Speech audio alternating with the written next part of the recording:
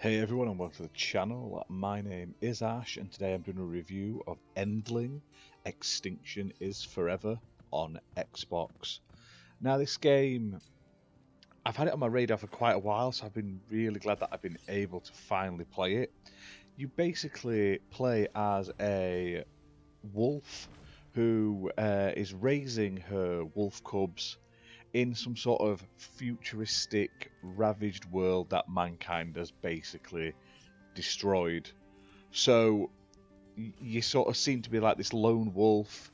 The first sort of level sort of sets the scene where you're trying to sort of learn the ropes, the mechanics of the game, and you get to your burrow, and then you have your babies, and then the main sort of gameplay loop sort of takes place. And in this game, you spend a good majority of your time venturing out to capture food, collect food, sort of get fish, get other animals and stuff like that to feed to your cubs to keep them alive, basically.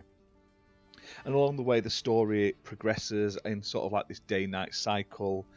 Um, Danger does lurk around every corner. I don't want to spoil it because it does have a really nice little story that does tug on your heartstrings, especially if you're a parent with kids.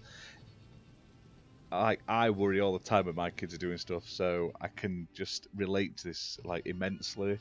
But the story is really cool, quite sad at times as well. But it's all basically about trying to survive while mankind is trying to sort of wipe them out as such. Um, it has a very eco-conscious adventure. That's how it's described on the official listing.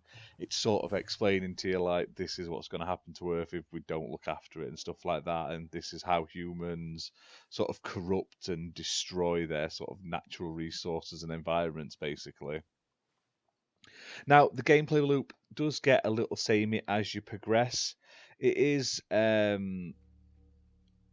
fun game, and like I said, it does mix it up slightly, but it's basically wandering out, venturing out, looking for food, getting back to your burrow without either being killed within the time limit, without your cubs being killed, basically.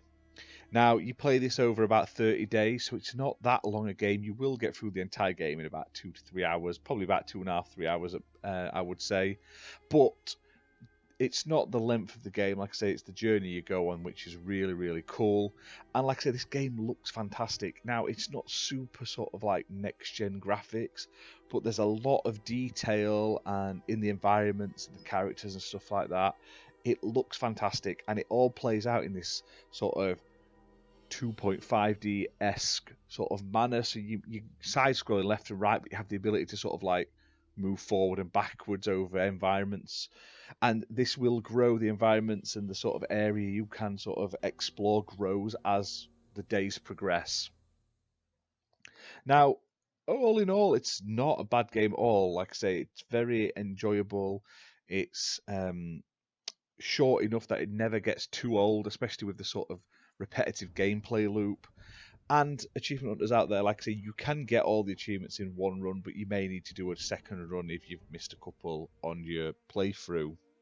Now, the game is developed by Hero Beat Studios and published by HandyGames, who were kind enough to send me a copy for this review, so big thank you to them for that.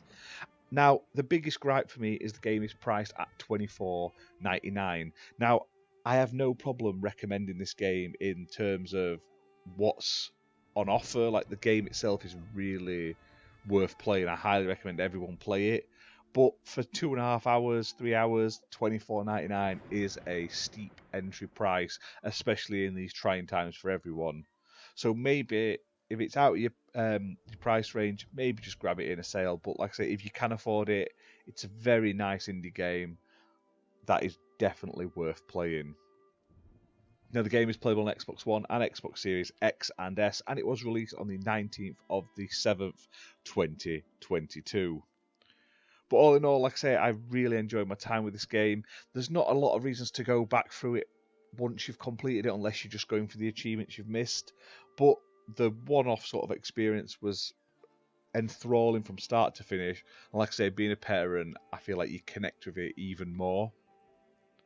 But definitely check this game out, like I say, and if you have, let me know in the comments below what you thought of it.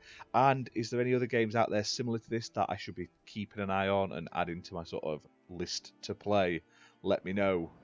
But that's it for this video, guys. Hope you've enjoyed it. If you have, hit that like button, hit subscribe, and we will see you soon for more content. Bye for now.